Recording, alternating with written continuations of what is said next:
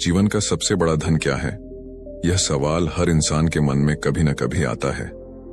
हम सभी अपने जीवन में सुख, समृद्धि और शांति की तलाश करते हैं, लेकिन कभी कभी हम यह समझ नहीं पाते कि असल में हमें क्या चाहिए।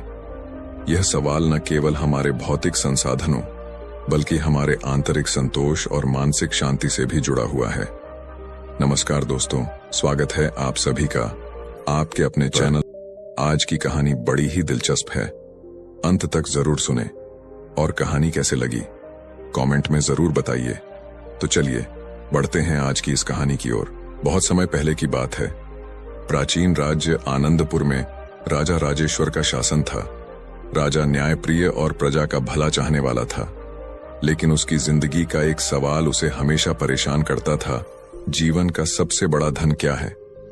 राजा ने कई ग्रंथ पढ़े, विद्वानों से चर्चा की, लेकिन उसे कभी भी संतोषजनक उत्तर नहीं मिला। वह सोचता रहता, अगर मैं इस प्रश्न का उत्तर जान लूं तो अपने राज्य में सभी के जीवन को सुखी और समृद्ध बना सकता हूं। एक दिन राजा ने अपनी चिंता दरबार में साझा की। उसने घोषणा की, जो भी व्यक्ति मुझे यह बताएगा कि जीवन का सबसे बड़ा धन क्या है, उसे मैं अपार संपत्ति और सम्मान दूंगा। यह सुनकर दरबार में हलचल मच गई। विद्वान, संत और ऋषि साधु अपने अपने उत्तर देने लगे। एक विद्वान ने कहा, राजन, ज्ञान ही सबसे बड़ा धन है, क्योंकि ज्ञान से ही इंसान कुछ भी हासिल कर सकता है। एक आर्षि बोले, स्वास्थ्य सबसे बड़ा धन है, क्योंकि यदि शरीर स्वस्थ न हो तो धन और ज्ञान किसी काम के नहीं। एक व्यापारी ने कहा, धन सबसे बड़ा है, क्योंकि धन से ही हर समस्या का समाधान किया जा सकता है।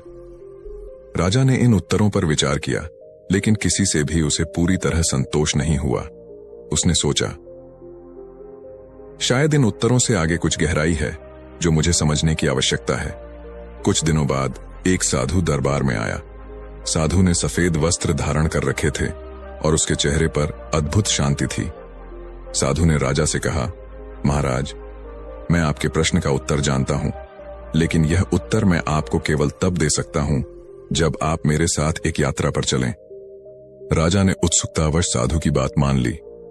उसने अपने मंत्री को भी साथ चलने का आदेश दिया और तीनों एक रहस्यमयी यात्रा पर निकल पड़े। यात्रा के पहले दिन साधु राजा को एक छोटे से गांव में ले गया। वहां वे एक गरीब किसान से मिले, जिसका नाम रमेश था। रमेश के पास एक छोटी झोपड़ी, एक बैल और थोड़ी सी जमीन थी। किसान मिट्टी से सने हाथों से काम कर रहा था।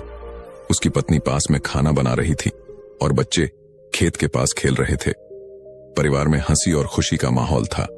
राजा ने रमेश से पूछा, तुम्हारे पास तो न धन है न सुख सुविधा, फिर भी तुम्हारे चेहरे पर यह मुस्कान क्यों है?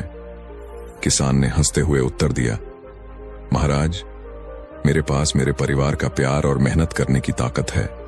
जब मैं दिन भर खेत में काम करता हूं और शाम को अपने परिवार के साथ बैठता हूं तो मुझे खुशी महसूस होती है। यही मेरे लिए सबसे बड़ा धन है। राजा ने ध्यान से उसकी बात सुनी। उसने महसूस किया कि रमेश की मुस्कान में एक सच्चाई छुपी थी, लेकिन फिर भी राजा को यह उत्तर अधूरा लगा। अगले दिन साधु राजा को राज्य के सबसे बड़े व्यापारी हरिप्रसाद के घर ले गया। हरिप्रसाद का महल शानदार था। वहां सोने चांदी के बर्तन, कीमती गहने और सुंदर कपड़े हर कोने में रखे थे, लेकिन हरिप्रसाद खुद परेशान लग रहा था। वह अपने नौकरों को आदेश दे रहा था, इस धन की सुरक्षा के लिए और पहरेदार बढ़ा दो, कोई इसे चुरा न ले। राजा ने उससे पूछा, तुम्हारे पास इतना धन है, फिर भी तुम्हें क्या कमी है? व्यापारी ने थकी हुई आवाज में कहा, महाराज, मेरा सारा समय इसी चिंता में बीतता है कि मेरा धन कहीं चोरी न हो जाए। मैं रातों को सो नहीं पाता।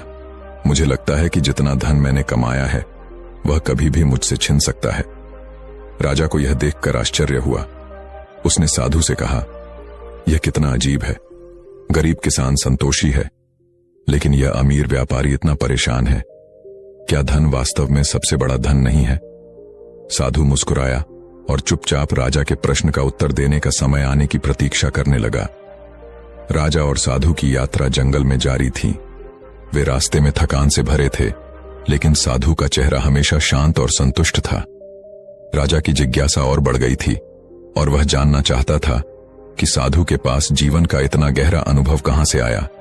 जब वे एक नदी के किनारे विश्राम कर रहे थे, राजा ने साधु से पूछा, गुरुजी, आप हमेशा शांत रहते हैं, क्या आप मुझे एक ऐसी कहानी सुनाएंगे जो मुझे इस दुनिया के सबसे बड़े धन के बारे में समझा सके? साधु ने राजा की ओर मुस्कुराते हुए देखा और कहा, महाराज, मैं तुम्हें एक ऐसी कहानी सुनाता हूं जो धन के बारे में है और तुम्हारी खोज को पूरा करेगी। राजा ने ध्यान से सुना और साधु की बातों में खो गया। साधु ने कहना शुरू किया, बहुत समय पहले एक छोटे से गांव में एक व्यापारी रहता था। उसका नाम रघु था। वह बहुत ही ईमानदार और मेहनती था, लेकिन एक चीज उसे परेशान करती थी। वह हमेशा सोचता था कि उसकी गरीबी का कारण क्या है, जबकि वह इतना काम करता था। उसके पास घर, दुकान और काफी सामान था, फिर भी वह कभी संतुष्ट नहीं था। रघु हमेशा सोचता था कि अगर उसके पास ज्यादा धन होता तो उसकी जिंदगी बेहतर हो जाती। एक दिन उसने एक बूढ़े साधु से सुना कि धन तो उस व्यक्ति के पास है जो इसे सही तरीके से इस्तेमाल करता है। यह सुनकर रघु ने सोचा, मैं तो गरीब हूं, शायद यह साधु मुझे कुछ रास्ता बताएगा। रघु उस साधु के पास गया और बोला, महाराज, मुझे धन की आवश्यकता है ताकि मैं अपनी जिंदगी सुधार सकूं। कृपया मुझे कोई उपाय बताएं। साधु ने रघु को देखा और कहा, तुम्हारे पास पहले से जो है वह काफी है, लेकिन अगर तुम सच में समृद्ध होना चाहते हो तो तुम्हें एक यात्रा पर जाना होगा। तुम्हें 3 स्थानों पर जाना होगा और वहां से कुछ खास चीजें लेकर लौटना होगा। रघु ने साधु की बातों को सुना और तुरंत यात्रा पर निकल पड़ा।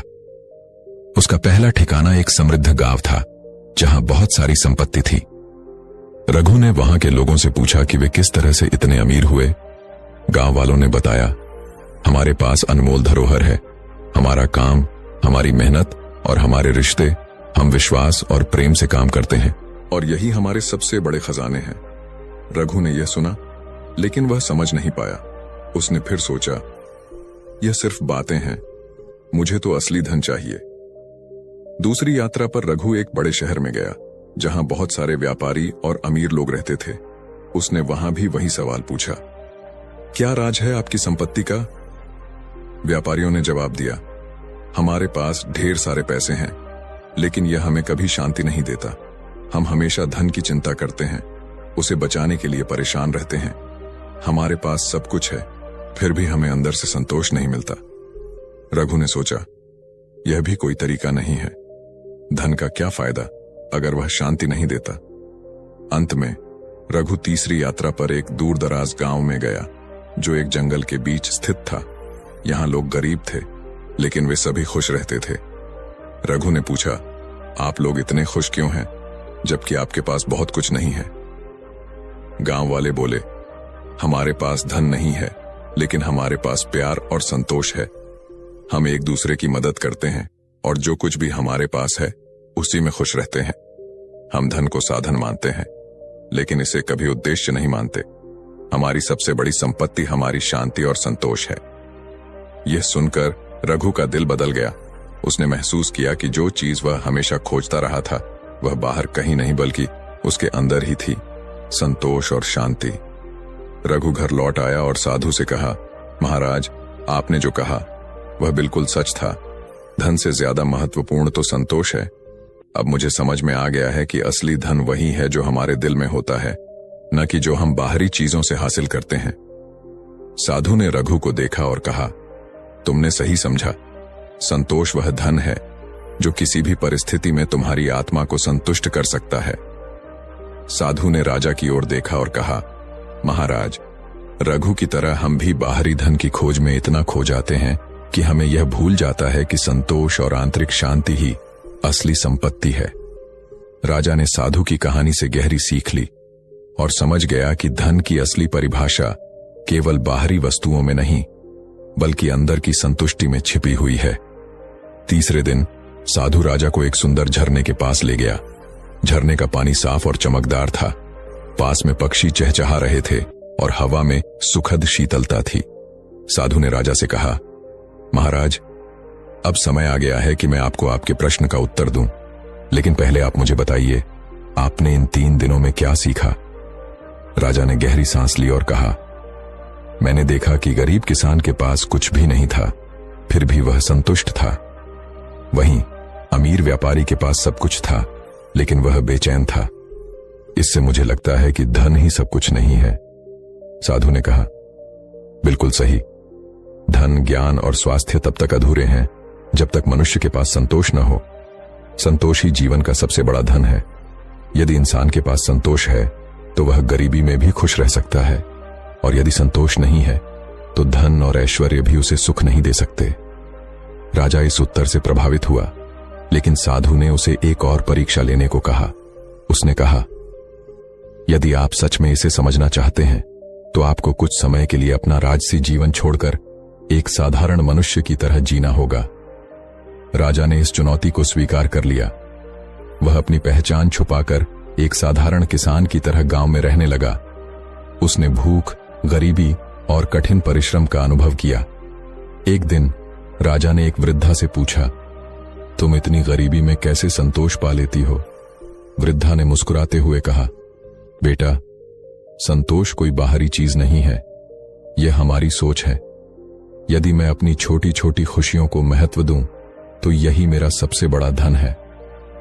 राजा ने अपने महल लौटकर अपनी प्रजा को संतोष का महत्व सिखाने का निर्णय लिया। उसने गरीबों की मदद की, अमीरों को लोभ छोड़ने की शिक्षा दी और स्वयं भी एक संतोषी जीवन जीने का प्रण लिया। राजा ने हर दरबार में यह संदेश फैलाया, पहला संतोष ही जीवन का सबसे बड़ा धन है। दूसरा, धन, ज्ञान और स्वास्थ्य तभी मायने रखते हैं जब मन में शांति और संतोष हो। तीसरा, सुख बाहरी चीजों से नहीं बल्कि हमारे भीतर की सोच से आता है। क्या अब आप इसमें और विस्तार चाहते हैं या कोई और तत्व जोड़ना है? इस अनुभव के बाद राजा ने अपने राज्य में संतोष का महत्व फैलाने का काम शुरू किया। उसने गरीबों की मदद की, अमीरों को लोभ छोड़ने की शिक्षा दी और खुद एक संतोषी जीवन जीने का प्रण लिया। राजा ने संतोष का संदेश समझ लिया, लेकिन उसकी असली परीक्षा अभी बाकी थी। जंगल से लौटते समय उनकी टोली एक घने इलाके में फंस गई। अचानक आसमान में काले बादल छा गए और तेज बारिश होने लगी। घोड़े डरकर बिदक गए और राजा और साधु अपने सैनिकों से बिछड़ गए। अब वे सिर्फ 3 लोग थे, राजा, साधु और मंत्री। बारिश से बचने के लिए वे एक गुफा में शरण लेने गए। गुफा में पहुंचते ही अचानक वहां छिपे चोरों ने उन पर हमला कर दिया। चोरों का सरदार गुर्राते हुए बोला, हम जानते हैं कि तुम राजा हो, अपनी सारी धन दौलत हमारे हवाले करो। राजा ने शांत स्वर में कहा, मेरे पास अभी कुछ नहीं है, मैं केवल ज्ञान की खोज में निकला हूं। साधु ने चुपचाप राजा को इशारा किया कि वह शांत रहे। फिर साधु ने चोरों से कहा, तुम्हारे जीवन का असली धन क्या है? क्या सिर्फ यह चोरी का धन?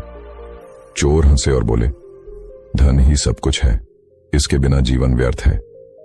साधु ने धीरे धीरे उनसे बात की और उन्हें समझाया, धन के पीछे भागने से केवल दुख मिलता है। तुम देखो, तुम अमीर बनने की कोशिश में हर पल डरते हो, क्या यह जीवन जीने लायक है? चोरों के चेहरे पर सोच की लकीरें खिंच गईं। कुछ देर बाद उन्होंने साधु और राजा को छोड़ दिया और उनकी टोली को जंगल का रास्ता दिखाया। आगे बढ़ते हुए रात हो चुकी थी। ठंड इतनी तेज थी कि मंत्री का शरीर ठिठुरने लगा।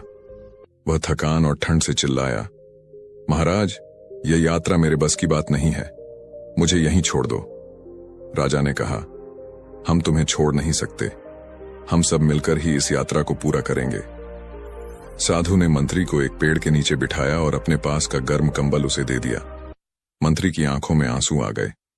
उसने कहा, मैंने हमेशा सोचा कि धन ही सबसे बड़ा धन है, लेकिन आज मैं समझ गया कि असली धन साथ निभाने वाले लोग और उनका प्रेम है।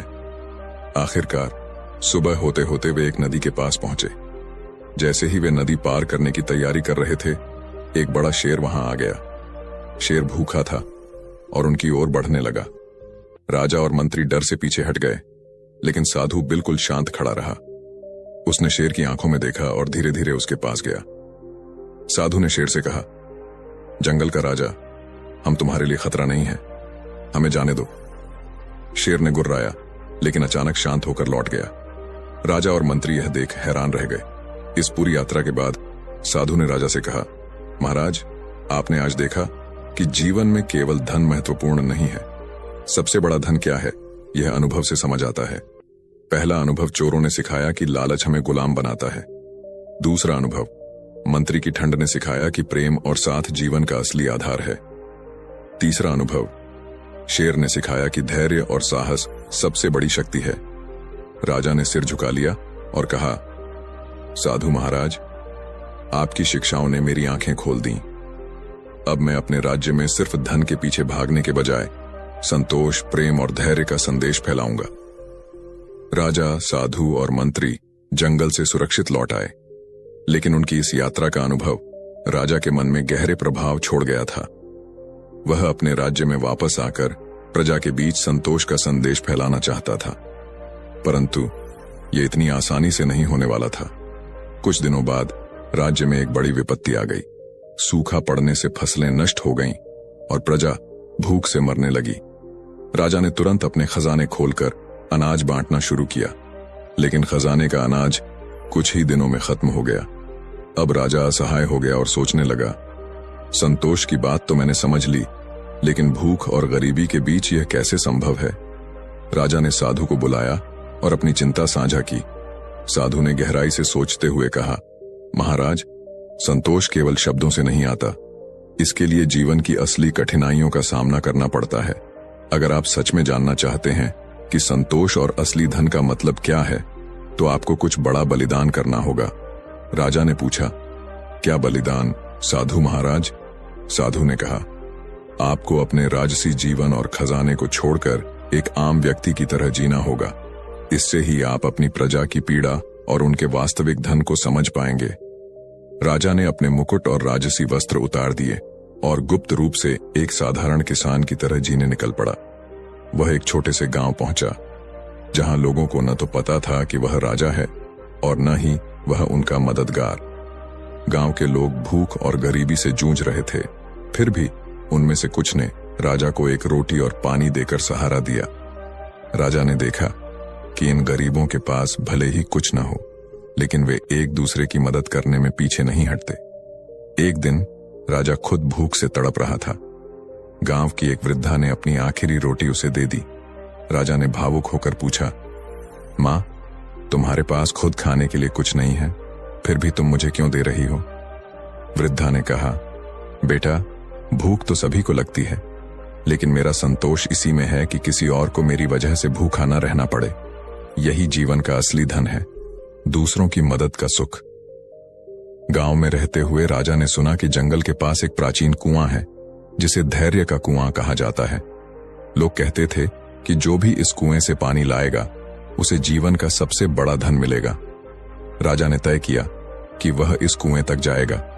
जैसे ही वह कुएं के पास पहुंचा, उसे एक आवाज सुनाई दी, मुझे जीवन का सबसे बड़ा धन बताओ, तभी मैं तुम्हें अपना जल दूंगा। राजा ने सोचा और कहा, जीवन का सबसे बड़ा धन संतोष है, लेकिन संतोष तभी आता है जब मनुष्य दूसरों के लिए जीता है। कुएं की आवाज ने हंसते हुए कहा, तुमने सही कहा, लेकिन अब इसे अपने जीवन में साबित करो। राजा गांव लौट आया, लेकिन अब वह अपने खजाने से नहीं, बल्कि अपने हाथों से मेहनत करके अनाज उगाने लगा। उसने लोगों को अपने साथ खेती में शामिल किया और अपने राज्य में श्रम, सहानुभूति और साझेदारी का संदेश फैलाया। धीरे धीरे राज्य में संतोष और खुशी लौट आई। साधु ने राजा को अंतिम बार मिलकर कहा, महाराज, आपने सिद्ध कर दिया कि जीवन का असली धन दूसरों के लिए जीना, धैर्य और संतोष है। अब आप अपने राज्य को सही दिशा में ले जाने के लिए तैयार हैं। साधु के जाते ही राजा ने प्रण लिया कि वह हमेशा अपनी प्रजा के लिए एक आदर्श बनकर रहेगा। कहानी का संदेश, जीवन में असली धन एक संतोष और धैर्य दो, दूसरों की मदद का सुख। 3, अपने हाथों से मेहनत। जो यह समझ लेता है वही जीवन में सच्चा धनवान है।